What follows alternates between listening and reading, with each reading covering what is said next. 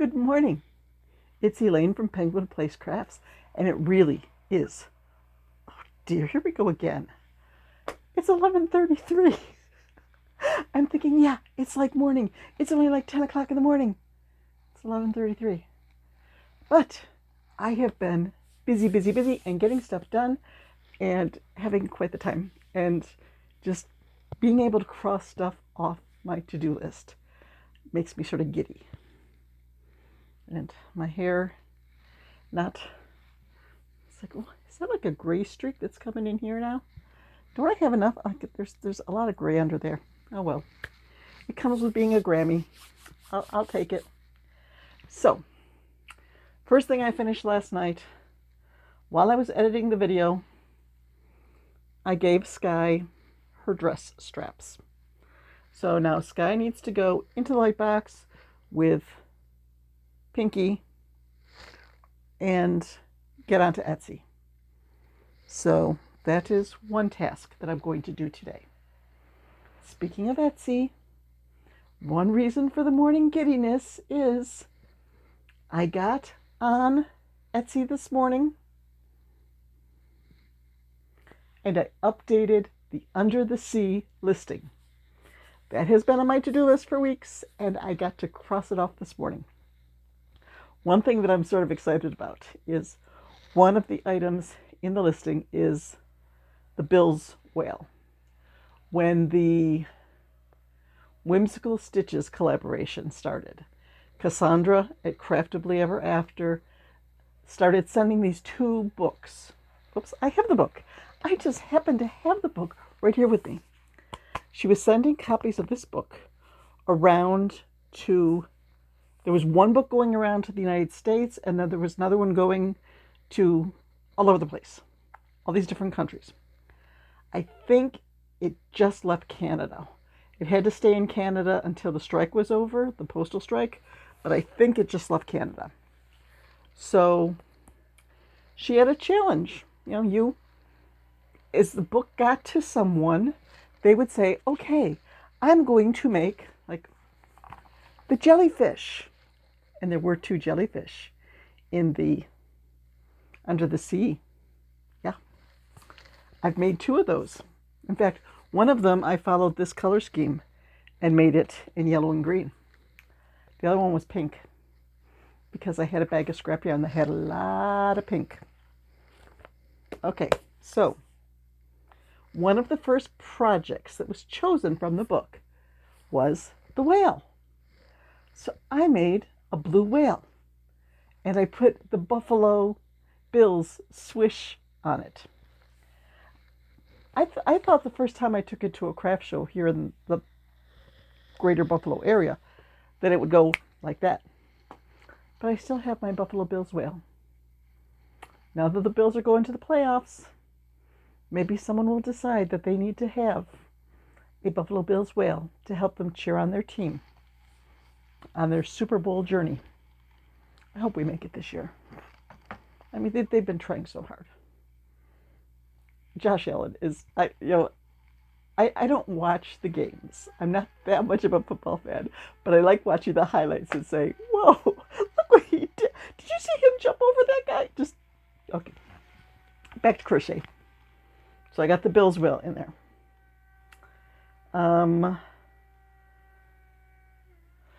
I got the Etsy update done. So last night, in yesterday's video, I told you that I was watching Camille's Creations, and she did a spinning wheel of this book, and it landed on the cow. Since I'm already so hyped up, let's have some coffee and see if I get a little more hyped up. Okay, landed on the cow. And I commented, oh, I would love to go crazy daisy on that pattern. It was it's on page 80 in here. I think I can show you the picture without revealing any of the pattern. And I'm not wearing my readers, so, oh, there it is. So, okay. So there's the cow. You make this cow, and then you're supposed to sew on all the spots. Yeah. I don't want to sew stuff on. I've got all these little scraps of yarn from the most recent bag. I want to go crazy daisy and do color changes as I go and make a rainbow spot cow. Here you go, Camille. Here's my cow. I was consistent with brown for the bottom of the feet and the ears. Since I had an orange spot right up there on the head, I put orange horns on. And I got a bunch of colors throughout the body. Then I was trying to figure out how to do a rainbow tail. Okay, I only want 3 strands of yarn to braid for the tail. But how do you get 3 strands of yarn? Because if you double them over, then you got 6 to braid. So what I did, I took the 3 colors that I picked and tied one end of them in a knot and stuffed that into the back end of the cow before I closed up the final hole. Then I brought each strand out through one of these last 6 stitches.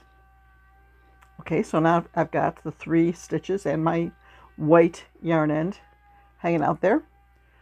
I went around the 6 stitches with the white yarn as you usually do to close up the hole at the back. And wove that end in. Okay, now I've got the 3 strands sticking out to braid. And since I had the knot on the inside where I had already tightened up the hole, the knot stays inside, and I had just 3 strands there to braid. So I was just, yes, it worked. It worked. So that's another thing I want to get on Etsy today. I figure I will do a cow listing with this cutie and the Highland cow that I just finished. And I have one other small, it's like a 6-8-inch cow that's a lower price point. I think sometimes if I get different price points within a listing, that helps people like, oh, well, I like that cow, but I don't want to pay $22 for it. Oh, this one's only $15? Okay, I'll take that one. So, sorry, something was itching on my arm. I had to take care of that. So, what am I working on now? I'm still plugging away at that scrap bin.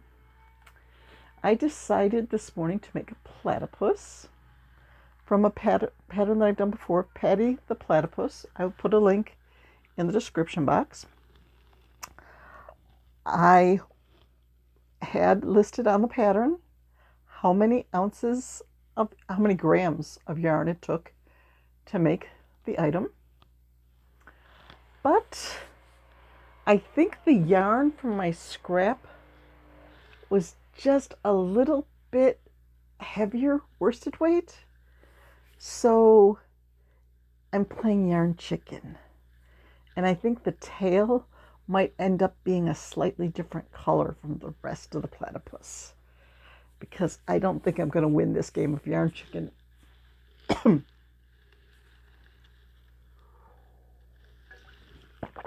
And I've looked through 3 other scrap bags in here, and I'm not seeing any more of that particular shade of blue.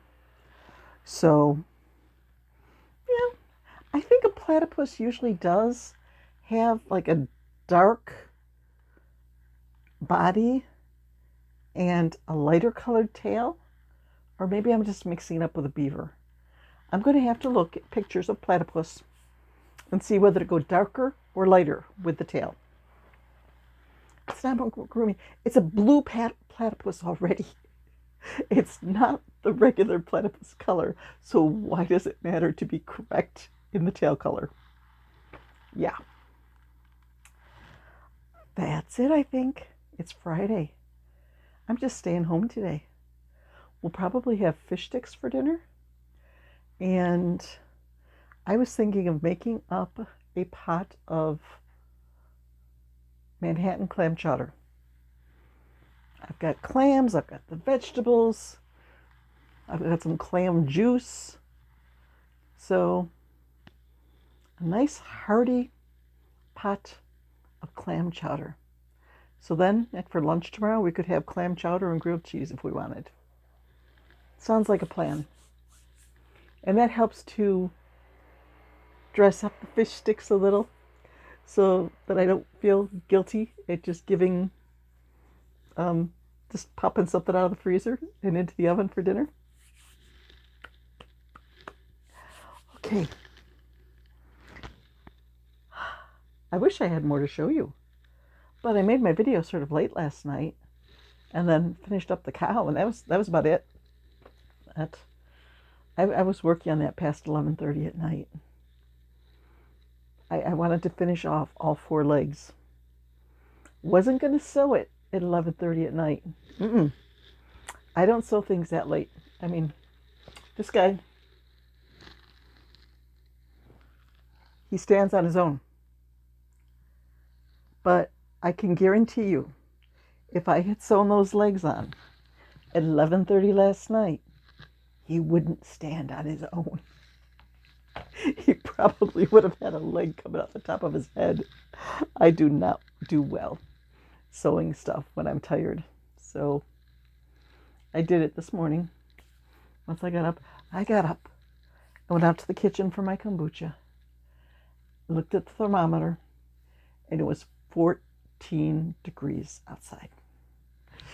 And the house was cold. So I made a coffee cake for breakfast. Like, okay, what can I make to turn the oven on? And I just made a blind grab into the back of the pantry where the gluten-free mixes are and happened to pull out Krusty's gluten-free coffee cake, crumb cake. Oh, okay. And I had to dress it up. Followed the instructions, but I added 1 shredded apple and a handful of chopped nuts. Just because it needed a little bit extra. I like to dress up the mixes. So that was nice to have a nice hot breakfast, some coffee cake to go with my coffee. And then I got back to work on sewing things and making Etsy listings and just catching up on stuff. And I updated my video from yesterday with the links for patterns and stuff like that. So not even noon and I'm already feeling accomplished. Let's see what I can knock off my list in the rest of the day. My list of items to update on Etsy is really dwindling. So hopefully Etsy is taking note of the fact that I am working on stuff in my shop, and hopefully they'll give me some more visibility, because just visits have been pretty low lately, and used to be that almost every day I'd get a notification that someone favorited a listing here or there. That hasn't been happening lately. So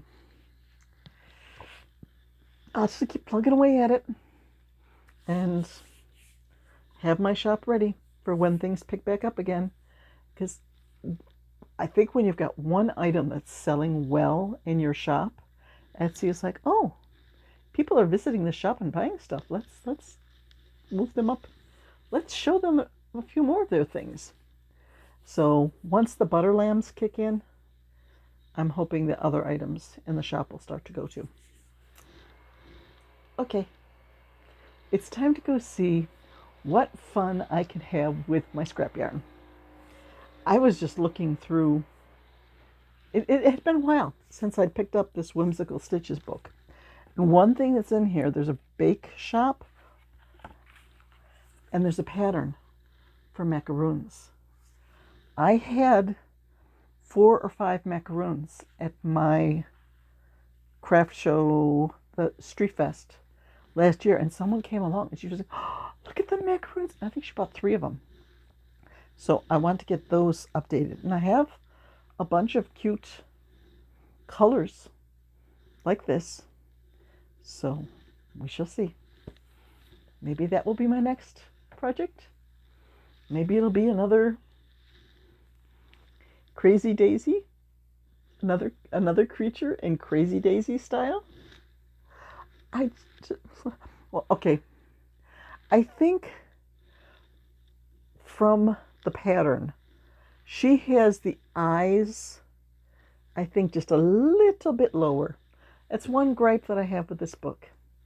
She says, put in the eyes.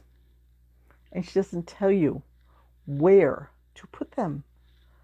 So I counted down, I think I went between rows 8 and 9. I think I should have gone down one more row because in her picture, she has the eyes,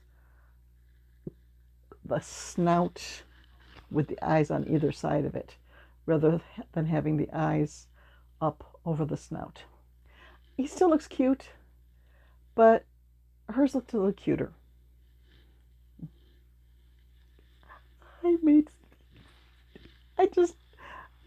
I get so tickled when I get an idea like, oh, how's this going to look? And I think it turns out nice.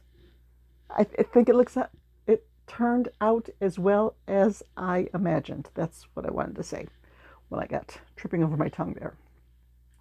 You know, I could look at it and say, oh, there should be one more spot here. Oh, the eyes should be looked, but no. I am just going to say, this is my crazy daisy cow, and I like the way she turned out. So thank you, Camille, for pushing me towards the cow and getting me back into this book again. There is so much fun stuff in this book. You can get it on Amazon, but all I can do is say, nice book. You know, you could probably get it at Joann's or Michael's, anybody that carries crochet books. I liked it. I would recommend it. So, okay.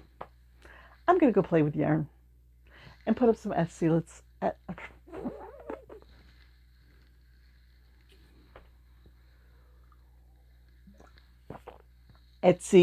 listings.